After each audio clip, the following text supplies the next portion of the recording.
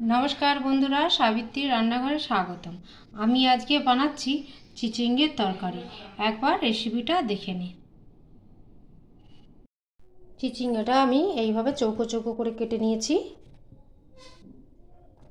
আর এখানে আমি দুটো মিডিয়াম সাইজে আলু নিয়েছি। আলুটাও ওর থেকে একটু ছোট ছোট করে কেটে নিয়েছি। এবার রান্নাটা শুরু করব।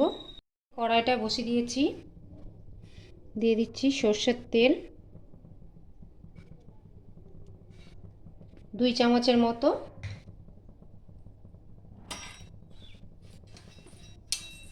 তেলটা ভালো করে একটু গরম হবে। গরম হয়ে গেছে, এবার আলুগুলো আমি ভেজে নেব।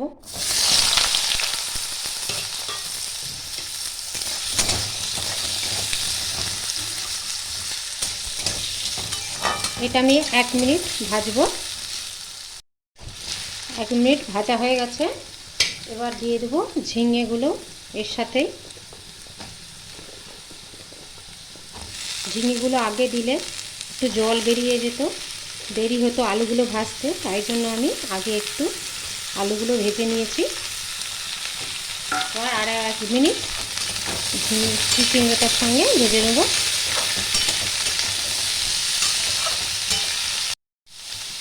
ভাজতে ভাজতে দিয়ে দেবো আমি লবণ পরিমাণ মতন, হলুদ ছোটো চামচের 1 চামচ,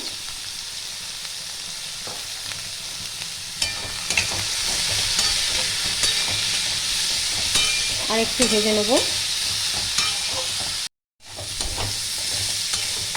চিচিঙ্গা আলু মোটামুটি ভাজা হয়ে গেছে। এবার আমি এইটা তুলে নেব।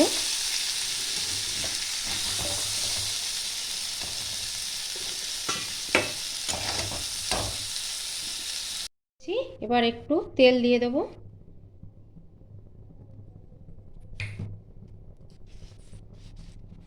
একটু 5 ফোড়ন, একটা শুকনো লঙ্কা, তেজপাতা,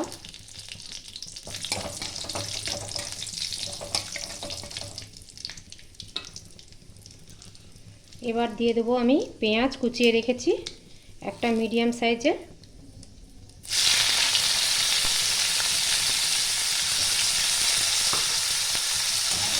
পেঁয়াজটা একটু ভেজে নেব। এটা মোটামুটি ভাজা হয়ে গেছে। এখানে ছিল আমার 5-6টা চিংড়ি মাছ, আমি ভালো করে বেছে নুন হলুদ মেখে রেখেছি ধুয়ে। এইটাও পেঁয়াজের সাথেই ভেজে নেব।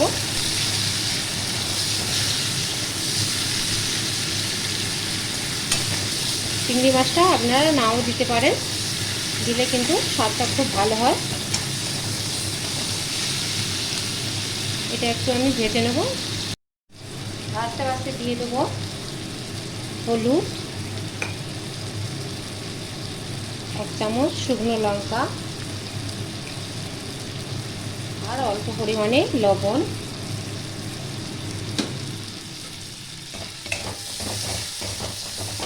এটাও ভেজে নেব।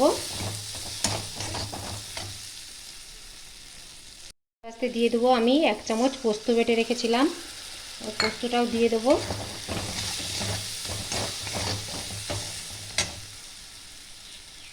একটু পোস্ত ধোয়া জলও দিয়ে দেবো।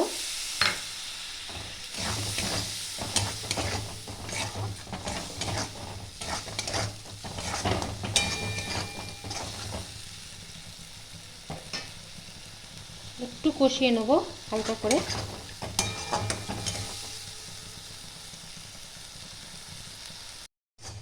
মশলাটা কষানো হয়ে গেছে। এবার দিয়ে দেবো চিচিঙ্গা আর আলুটা।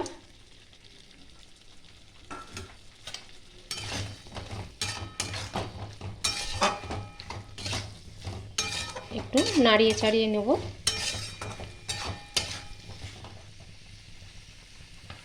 এবার দিয়ে দেবো আমি জল।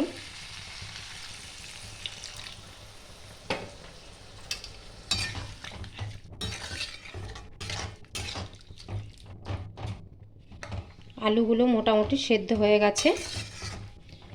আমি 2 থেকে 3 মিনিট একটু ভালো করে ফুটিয়ে নেব। দিয়ে দিলাম ঢাকা।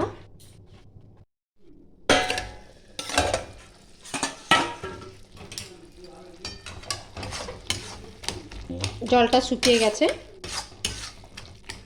রান্নাটা হয়ে গেছে। একটু আলুগুলো গালিয়ে দিতে হবে এরকম করে। এটা এবার হয়ে গেছে, এবার আমি ঢেলে নেব।